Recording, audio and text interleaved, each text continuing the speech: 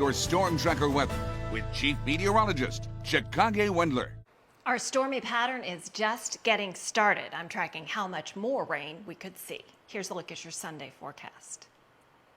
It has already turned into a stormy day across central Texas. As of lunchtime on a Sunday, we have a flood advisory in effect for portions of Travis and Hays County because earlier 1 to 2 inches of rain fell, and there could be some additional rain, which could cause some minor flooding. You can always check atxfloods.com for the latest on any closures, but needless to say, turn around, don't drown if you happen to see water across a roadway. And unfortunately, as much as rain is a good thing and we need it to help the drought, we may end up in a situation where repeated rounds of rain end up being too much for the area. Temperatures have been cool all morning long, only in the low 70s, rain falling as of lunchtime, clouds, storms, but nothing severe just yet, which is a really good thing. And frankly, as we take a look at the midday radar, the area highlighted in green, that's the flood advisory. Most of that heavier rain is actually lifting off toward the north, though there are some other showers developing. So just be mindful, especially west of I-35 from basically Mopac points west through portions of Travis County, including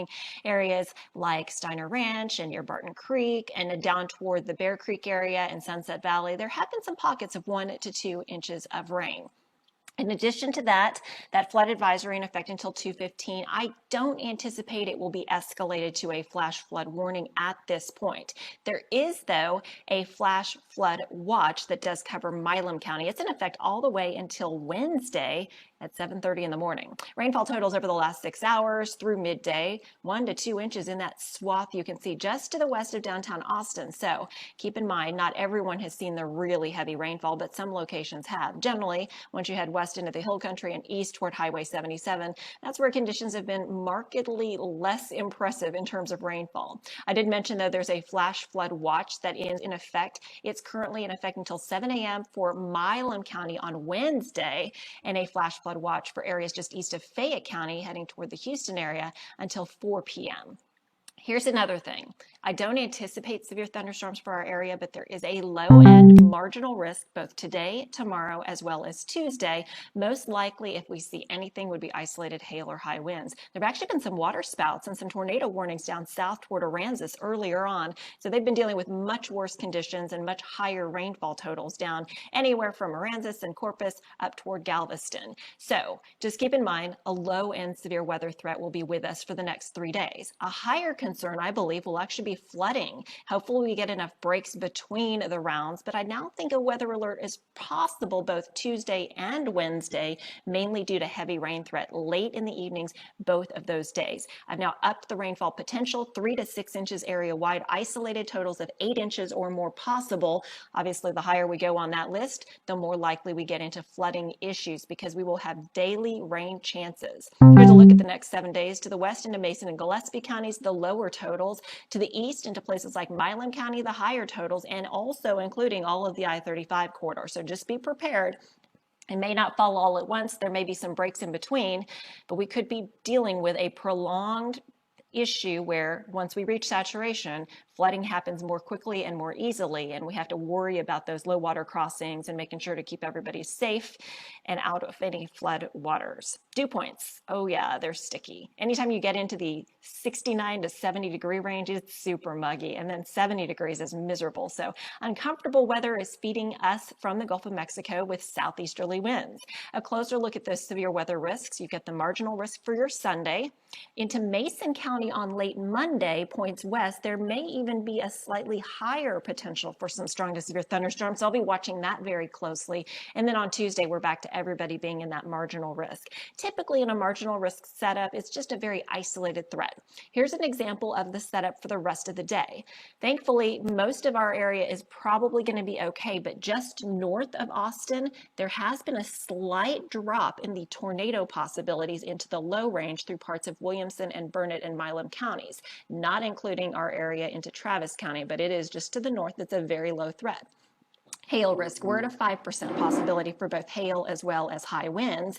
And you can see the hatched area in yellow. That means significant hail through portions of West Texas and the Panhandle, 2 inches or more possible, 2-inch diameter or more possible. Big view. You can see clouds clearing to the west, storms from I-35 points east. If we get any more breaks in the overcast as we work our way through the rest of the afternoon, that could resurge or bring a resurgence of more storms. So something to keep in mind, the highest potential to the west. And that slow moving weather system, upper level low, still out in California. It's got days until it pushes through our area altogether, bringing us a little bit of a respite in the wet weather chances. But incidentally enough, another low pressure is going to develop and follow a similar path, keeping our rain chances intact. Future clouds and radar, as you can see, this particular computer model around 1:30 is bringing us the possibility of some more showers and thunderstorms, especially along and east of I-35. Then through the afternoon hours, those should be exiting from the Highway 77 area. Meantime, we should see a little bit of a lull late tonight into early tomorrow. Then we look ahead to more rain chances on Monday. I think Monday's going to be an overall drier day with just isolated pockets of showers and storms and some sunshine in between. Temperatures for your Monday should make it into the mid, even upper 80s, but we'll have to watch for those isolated storms to fire. This particular computer model, for instance, bringing some in around Monday at 9 p.m.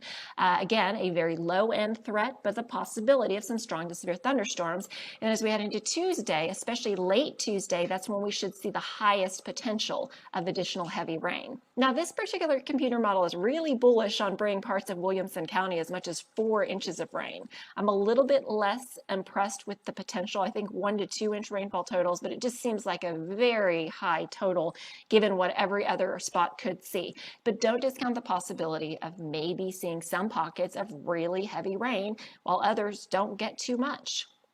Flood potential for the rest of today, very low in the Austin area, areas in yellow with a higher threat, a level 2 of 4. Flood potential toward tomorrow, off toward the west, also including portions of Mason County.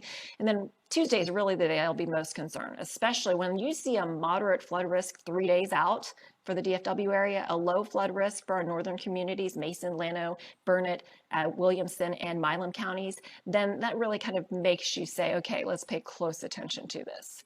As we continue through the rest of this evening, we could see some possible showers and storms. There have actually been some breaks in the overcast too, some sunny breaks, which the more we see of that, the more likely we might destabilize the atmosphere more as we head through the day. Here's a look at your Monday with showers and thunderstorms most likely late into the evening.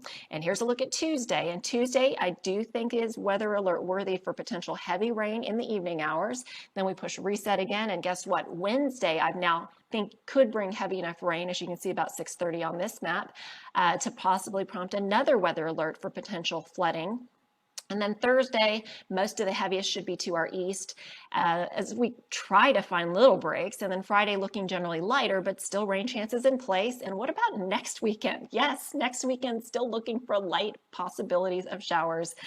And then on Sunday, yet again. So this is a stretch that's going to last at least another week, if not more. This particular computer model painting anywhere from 5 to 7 additional inches of rain across our area. I think that's totally reasonable. And there could be some isolated pockets even higher.